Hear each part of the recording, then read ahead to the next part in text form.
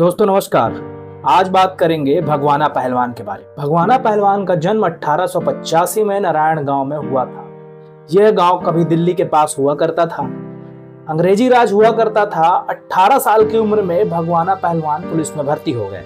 भगवाना की 7 फीट की ऊंचाई उस समय भी लोगों के लिए आकर्षक का केंद्र हुआ करती थी। धोबी घाट और घिस्सा दांव भगवाना के मुख्य दांव थे। एक समय की बात है, भगवाना की यूनिट कोलंबो श्रीलंका चली गई, जहां पर लोगों ने भगवाना को पहचान लिया, क्योंकि वहां के लोगों ने इससे पहले भगवाना का केवल नाम सुना था, आज साक्षात देख लिया। उन्हीं दिनों महान पहलवान राममूर्ति भी श्रीलंका आए हुए। राममूर्ति ने भगवाना को कुश्ती के लिए ललकारा। भगवाना ने राममूर्ति की चुनौती स्वीकार कर ली। जब यह बात अंग्रेजों को पता चली तो अंग्रेजों ने भगवाना को कुश्ती ना लड़ने का फरमान सुना दिया तथा एक कमरे में बंद कर दिया। अब भगवाना के मन में एक विचार आया कि यदि मैं राममूर्ति से कुश्ती लड़ने ना गया तो लोग सोचेंगे कि भगवाना पहलवान डर गया। कमरे में भगवाना पहलवान बंद था। भगवाना ने उस कमरे की एक खिड़की को उखाड़ लिया और चुपचाप कुश्ती लड़ने के लिए चला गया। 40वें मिनट में भगवाना ने राममूर्ति को चित कर दिया।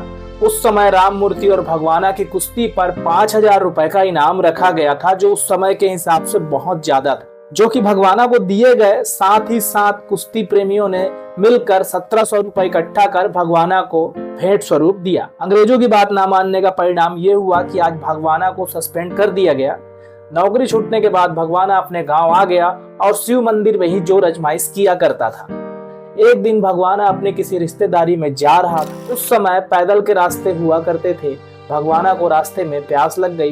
रास्ते में कुएं पर चड़स रखा हुआ था, जिसे 2 बैल खींचा करते थे, लेकिन वहां पर बैल नहीं थे। तो भगवाना ने चड़स को कुएं में छोड़ पानी से भर जाने के बाद दोनों हाथों से खींचना आरंभ कर दिया। उसी समय वहां पर राजा का एक वजीर गुजर रहा था।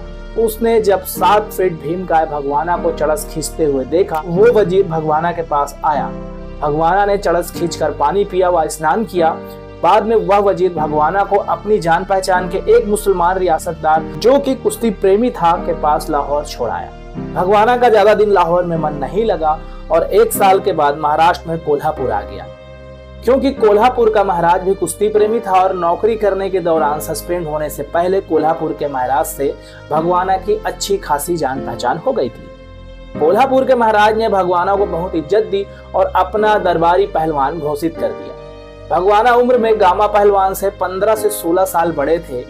कहा जाता है कि एक बार गामा और भगवाना की कुश्ती हुई, जिसमें भगवाना की आंख के ऊपर चोट लग गई तथा लहू की धार बहने लगी, जिसके बाद भगवाना ने गामा को उठाकर अखाड़े से बाहर फेंक दिया। यहीं पर इस कुश्ती में विवाद हो गया और गामा के भाई ने गामा को लड़ने से मना कर दिया और गामा ने यह कुश्ती बीच में छोड़ दी, जिसके बाद भगवाना को विजयी घोषित किया गया। महाराज ने खुश होकर भगवाना को सरकारी सम्मान के साथ सोने के 2 कड़े और सोने के सिक्कों से भरा एक थैला भेंट किया।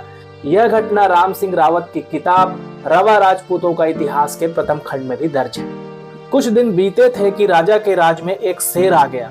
महाराज ने अपने पहलवानों और कुछ सैनिकों की सहायता से जिस खेत में शेर छिपा था, वो खेत घेर लिया। अपने आप को घिरता हुआ देख शेर जैसे ही महाराज की ओर लपका तो भगवाना ने शेर की कमर पर लाठी से प्रहार कर दिया। भगवाना की लाठी का वार इतना जोरदार था कि शेर का हाड़ बीच में से ही टूट गया। कुछ देर बाद शेर ने तड़प तड़प कर अपनी जान दे दी। महाराजा ने भगवाना को गले लगा लिया। जब यह बात महारानी को पता चली तो महारानी ने भगवाना के पैर छूने की इच्छा जाहिर की थी। हालांकि भगवाना ने ऐसा ना करने के लिए रानी से विनती की। एक बार भगवाना अपने गांव में आए हुए थे। भगवाना के खेत में एक खेत ऐसा था जहां पर चारों ओर हरी फसल लहरा रही थी।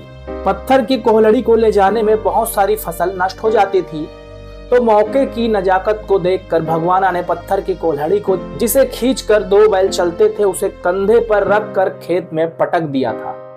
आज बेशक भगवाना पहलवान के स्वर्णिम नाम को समय की गरज ने दबा दिया हो, हम में से कई लोग भगवाना पहलवान के बारे में ना जानते होंगे ना सुना होगा, लेकिन एक दौर ऐसा था जिसमें मायरात को अपने बच्चों को भगवाना पहलवान की बहादुरी के किस्से सुनाया करती थी।